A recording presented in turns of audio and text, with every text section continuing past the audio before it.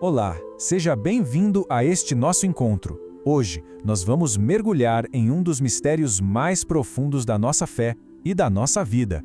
Como é possível, afinal, encontrar força na fraqueza? Como descobrir um propósito divino no meio do sofrimento? E a nossa reflexão, ela começa justamente com essa pergunta. Vamos pensar um pouco. E se as nossas maiores fragilidades, as nossas dores, não fossem um ponto final, mas sim um ponto de partida? É, de fato, um convite para a gente olhar para o sofrimento com outros olhos. E para a gente conseguir entender isso melhor, o primeiro passo é olhar para o modelo definitivo, o modelo de amor e cuidado, Jesus Cristo e a relação dele com aqueles que sofrem. Todo o ministério de Cristo foi marcado por esses encontros com os enfermos. Os evangelhos nos mostram isso com muita clareza. Ele tinha uma preferência real por eles, sabe? Era sempre movido por uma compaixão profunda ao ver o sofrimento humano. E essa compaixão de Cristo não era algo passivo, de forma alguma. Era ativa. A gente vê isso nos exemplos concretos, Os cegos que passam a ver, os coxos que voltam a andar, os mortos que são ressuscitados. Cristo buscava aliviar a dor, mostrando que o reino de Deus pertence em primeiro lugar àqueles que sofrem.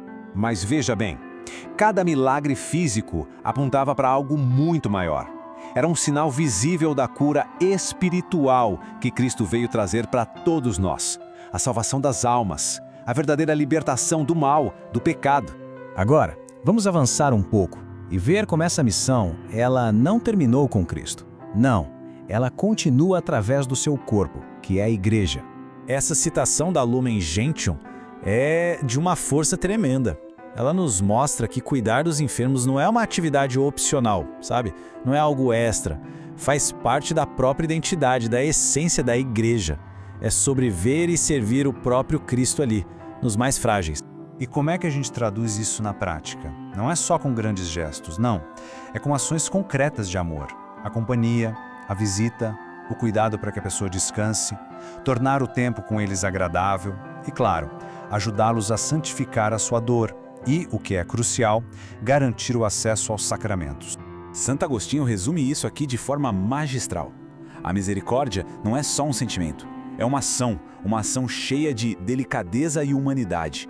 É a caridade na sua forma mais prática, mais bonita. Isso nos leva, então, à ferramenta mais poderosa que a Igreja nos oferece para o cuidado das almas na doença, o sacramento da unção dos enfermos. Este sacramento, que foi instituído pelo próprio Cristo, é um verdadeiro remédio espiritual. É um dom, um presente, para fortalecer a pessoa no momento de grande vulnerabilidade, tanto física quanto espiritual. E os seus efeitos são muitos, são abundantes. Como nos ensina o Papa Paulo VI, esse sacramento não é só para o fim da vida. Ele fortalece a alma, ele desperta a confiança em Deus, dá força para suportar a dor e, se for da vontade divina, pode até trazer a cura do corpo. É uma fonte imensa de paz. E agora, chegamos ao coração da nossa reflexão, o valor transformador do sofrimento quando ele é unido ao sofrimento de Cristo. Isso aqui é uma mudança radical de perspectiva. Encarar a doença, a provação, não como um castigo, mas como um sinal de predileção, um chamado de Deus a uma união mais profunda com Ele, como filhos amados, filhos escolhidos. São Paulo aqui nos revela um mistério profundíssimo. Ele fala de completar os sofrimentos de Cristo. Isso não quer dizer de jeito nenhum que o sacrifício de Cristo foi incompleto. Significa que nós somos convidados a participar da sua obra redentora com os nossos próprios sofrimentos. E assim, aquela dor que parecia inútil, destrutiva, quando ela é oferecida a Deus em união com a cruz, ela se transforma. Ela adquire um valor infinito, vira um tesouro para a salvação de toda a igreja. De fato, nós nos tornamos corredentores com Cristo. São João Paulo II, alguém que conheceu o sofrimento de perto, ele afirma que o sofrimento é o caminho insubstituível para a graça. É através desse sofrimento aceito e oferecido que a força da redenção de Cristo se torna presente, se torna ativa no mundo de hoje. Bem, depois de refletir sobre essas verdades tão profundas, a questão que fica é: como viver isso? Como trazer isso para o nosso dia a dia? A preparação para os grandes sofrimentos da vida, ela acontece no agora. Acontece quando a gente oferece as pequenas contrariedades, as pequenas dores, as privações de cada dia. É nesses pequenos atos de amor que a gente exercita as virtudes e prepara a nossa alma. E assim, esta reflexão nos deixa com um desafio direto e pessoal.